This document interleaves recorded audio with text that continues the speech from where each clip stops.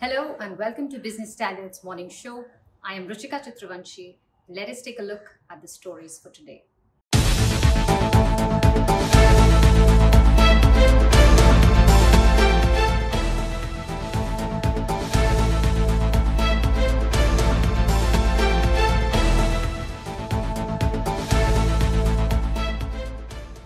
The 45th GST Council meet will be held in Lucknow today.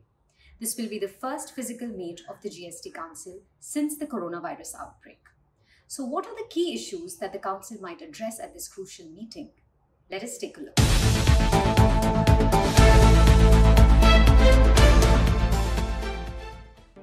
It's Friday, September 17th, the day when the 45th meeting of the GST Council will take place in Lucknow to discuss some of the key issues. So what are these crucial things that the GST Council could take up today? First and the foremost, it will decide the fate of the National Anti-Profiteering Authority, or NAA, whose tenure ends in November.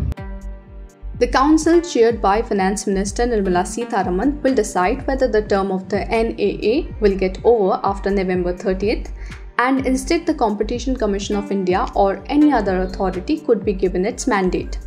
Besides, the Council could take a call on extending the concessional rates for COVID-19 related drugs, including Remdesivir, by another 3 months.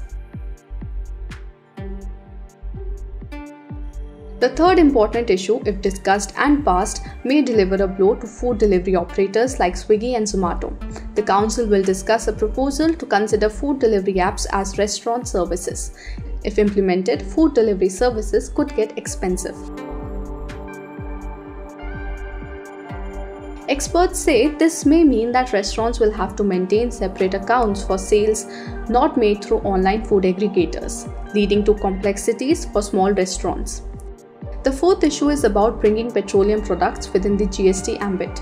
This could be a move that would require huge compromises by both central and state governments on the revenues they collect from taxing these products. GST is being thought to be a solution for the problem of the near-record high prices of petrol and diesel in the country. It would end the cascading effect of tax on tax. Remember that the state VAT is being levied not just on the cost of production, but also on the excise duty charged by the centre on such output. Also, a detailed presentation will be made with respect to the extension of the compensation period for the GST shortfall. It will list the scenarios after June 2022 and options that could be considered to make up for the shortfall.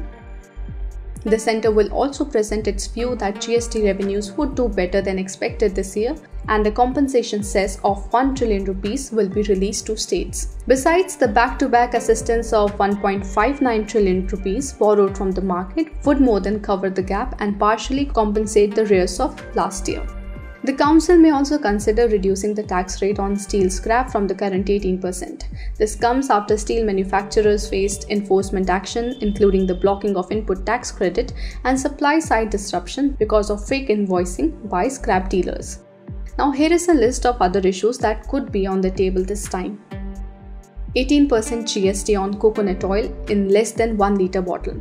Cut in GST rate from 12% to 5% on biodiesel supplied to oil marketing companies for blending with diesel. 5% tax on cloud kitchen and ice cream parlours without input tax credit. Rate hike on diesel electric locomotives from 12% to 18%. Correction in inverted duty structure for textiles, footwear, etc. GST rate revisions and clarifications on items recommended by Fitment Panel. Well, all these items are expected to be discussed at the GST Council meet. We will know of the most important decisions of the Council by today evening. The government report on the Air India plane crash at the Kozhikode airport has squarely blamed the pilot in charge for misjudgment.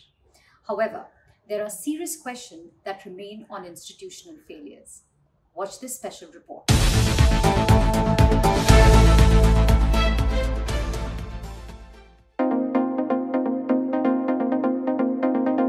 It was 7th of August 2020. Air India Express flight IX1344 was on a repatriation mission to bring stranded Indian nationals from Dubai to Kerala. Men, women, children were all waiting to reunite with their families.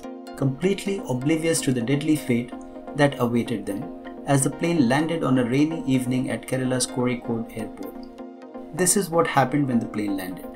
The aircraft overshot the runway, plunged over 100 feet to the ground below, and broke into three. There were scenes of death and destruction all around. In the end, 21 people, including 2 pilots, died. 35 passengers and an air hostess sustained life-threatening injuries.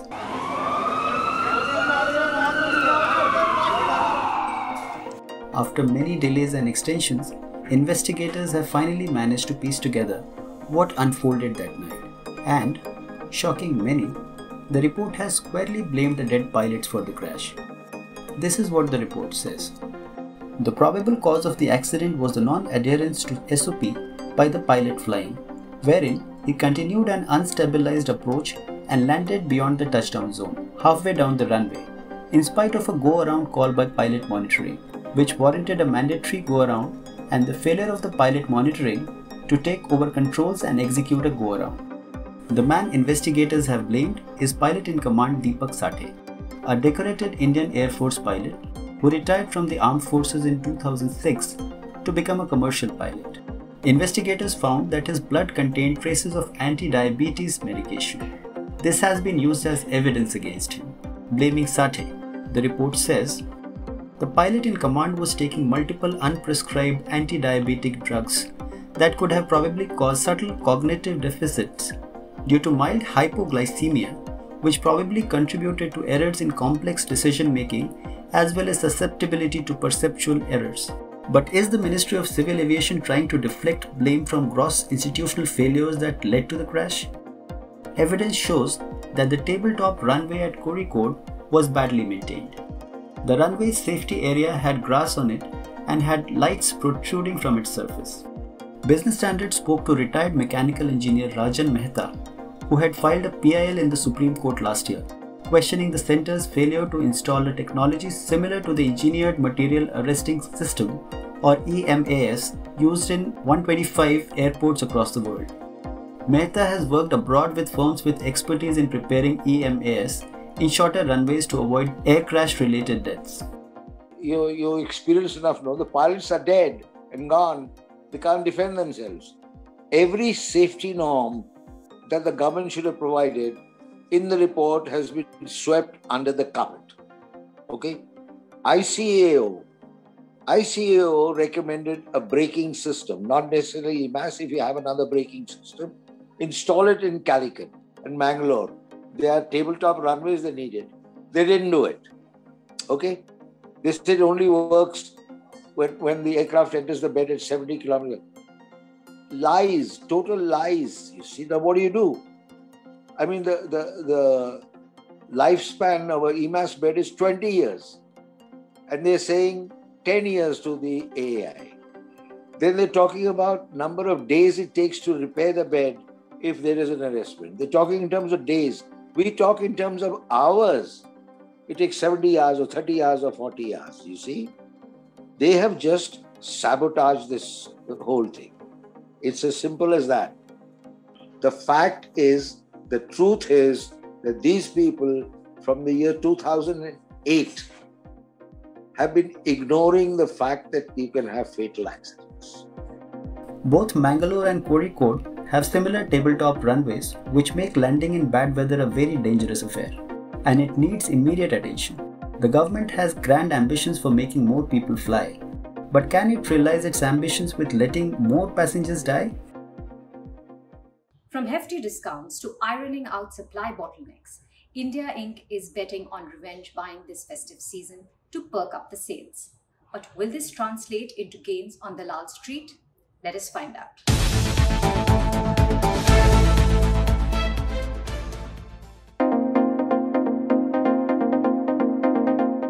The months of October through December are one of the busiest for India Inc. From rolling out discounts to ironing out supply bottlenecks, companies engaged in consumption goods eye India's festive gala as a way to make up for seasonally dull quarters.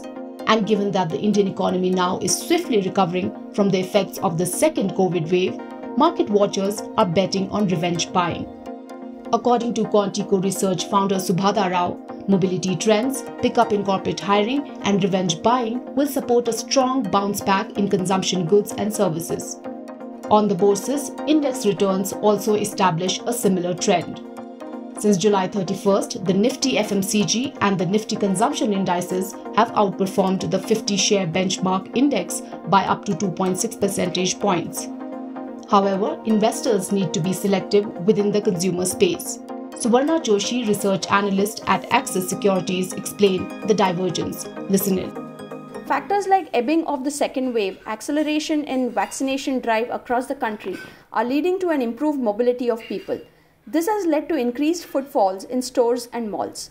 As a result, product categories like personal care, skin care, hair color, premium household care products, beverages, and confectionery items could see better demand momentum during the current festive season as against the staple categories. A case in point being Rakhi festive season saw a 20% uptick in gifting packs besides rise in footfall for apparel players in their stores as indicated by companies like V-Mart Retail, Trend and ABFRL. In this context, besides the apparel players, we do think companies like Hindustan Unilever, Dabur, Godrej Consumer, Varun Beverages, Britannia for their premium biscuits range and footwear players like Bata and Relaxo alongside luggage players like VIP and Safari stand to benefit given the improving demand conditions. For Sampath Reddy, Chief Investment Officer at Bajaj Allianz Life, the festive season will only add wings to the sector. We've been liking this sector for quite some time as this sector offers a very strong, very steady growth with a very stable cash flows. In spite of the higher valuations, we believe that this sector offers a very good long-term potential to stay invested. This festive season could be a very good, strong near-term trigger for these companies in this space. That said, near-term concerns related to a third COVID wave must be kept in mind before investing. Prasoon Gajri, Chief Investment Officer at HDFC Life, believes a large part of the pent-up demand for goods has already played out and the momentum we are likely to see in the upcoming festive season will not be as strong as the last year. Besides, the supply side issue on the four-wheeler and the general price increase across most categories may have an impact. The government has been able to administer more than 10 million COVID vaccine doses in a day on more than one occasion. Quite a positive piece of news, right? Still, India has 14% of its population fully vaccinated so far. As fears of third wave loom, some relevant questions need answers, such as do we need a booster shot? Will a third wave hit India? If it will, when will that happen? How effective has our response been till now? Business Standard spoke to some of the most trusted names on the subject. We bring to you this very special report.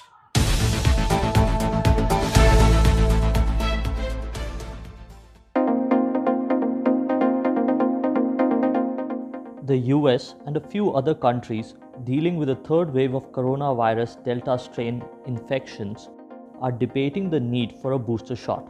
While the CDC had earlier this month recommended a third dose for immunocompromised people or people with low immunity, a recent Lancet study points out that booster shots may not be appropriate at this time. While COVID-19 infections in India are declining, there is a fear that the festive season may cause a spurt. Having vaccinated only 14% of its population with 2 doses so far, does India need to or is in a position to consider booster shots? Here's what renowned public health expert and president of Public Health Foundation of India, Professor K. Srinath Reddy has to say. I believe right now there is no evidence that boosters are required for anybody other than those who are immunocompromised and therefore have very low levels of immune response to the earlier 2 doses, or to people who have very serious comorbidities and in whom the immunity response has been rather poor. So the very elderly and the immune compromised are the likely candidates for these booster doses, if at all. Majority of the population at the moment do not qualify for such boosters, and it's best that we reserve these doses for others who have not yet been vaccinated or have been incompletely vaccinated. Dr. Reddy was also of the view that the third wave could come in some parts of the country. A third wave could possibly come in some parts of the country which have not had high levels of immunity established and where the virus is still in active circulation. However, we must understand that there are several factors that determine whether, when, and where the third wave will hit India. Firstly, what proportion of people have acquired immunity either through an infection in the previous 6 months or a vaccination in the previous 6 months. The remain susceptible. And among the susceptibles, how many have exposed themselves to the virus in any way by coming into contact with a case, knowingly or unknowingly? Then among them, how many have developed clinical symptoms and have been identified as cases to be counted as cases? And how many of them have been properly tested to be identified as such? India's leading virologist, Dr. Gagandeep Kang, also believes that there is no third wave as of now. And she says it's the national pattern which defines the wave. What we are seeing now is a number of cases that is not higher than anything that we have seen from June onwards. So it would be very difficult to say that we are in a third wave. Will we ever see numbers again that were like the first wave and the second wave, or will future waves be smaller? I think that's hard to say at the national level. If there are no new variants that are able to evade the immune response and able to spread very well, then I think it's extremely unlikely that we will see numbers that resemble anything like the second wave. Well, Dr. Kang also talked about some of the variants that could be a cause for concern going forward. As long as we have a lot of virus replicating in any part of the world, and currently we have very high rates globally, there is a likelihood that we will have variants that will be able to change characteristics. And the characteristics we are interested in is transmission and immune escape. Now, transmission we have seen with alpha being better than the ancestral variant, delta being better than alpha. The immune escape, fortunately for us, was greatest with the beta variant. But the beta variant, even though it escapes immunity very well, doesn't spread very well. So it has not established itself globally, unlike the alpha and the delta variant. Will we wind up with a variant that has characteristics of transmission and immune escape? As long as we continue to have high levels of replication, that is a threat. And we need to make sure that we are doing our best to both counter that threat by suppressing replication, by vaccinating people, by limiting transmission of infection, as well as by making sure that we are able to track variants very well. Now, there is also a lot of doubt regarding how the third wave could affect children. There have been some contradictory reports in the past about whether the coming wave can hit the younger generation. We have data from the sero surveys that shows that 60% of children are already exposed to the virus. And we don't have 60% vaccine coverage in the country among adults as yet. With the single dose, currently we have about 40+% coverage. So I don't think we should worry about getting vaccines to children because, quite frankly, I don't think that they are going to be disproportionately affected when and if there is a third wave. Both experts have shared some valuable information on the future course of action against coronavirus, and we hope most of your questions and doubts have been answered. The remaining matches of the Indian Premier League will now take place in the UAE from this Sunday.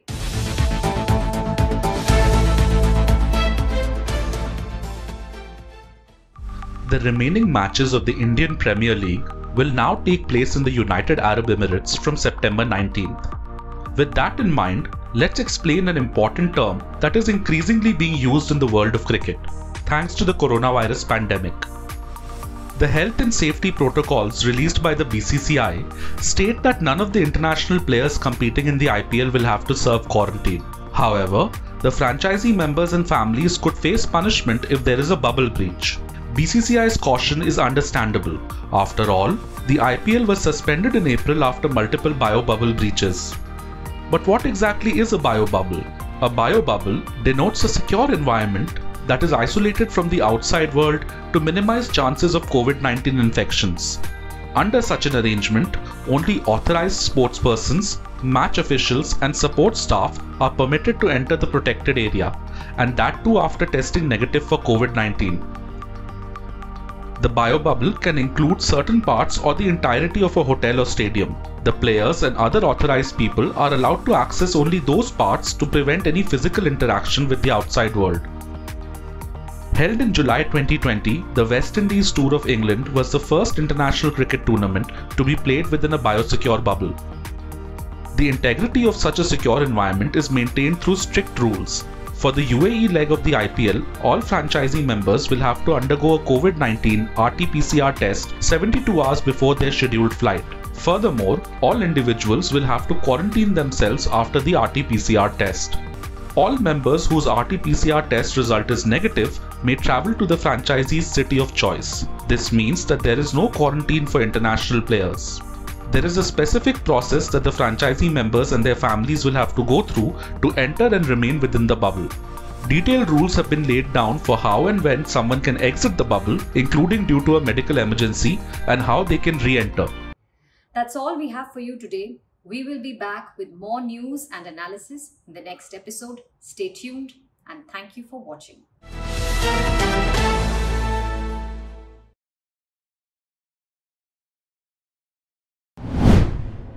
If you like this video, share it and subscribe to Business Standard. For more news, views and insights, log on to www.business-standard.com. Do also follow us on YouTube, Twitter, Facebook, Instagram, Telegram and LinkedIn.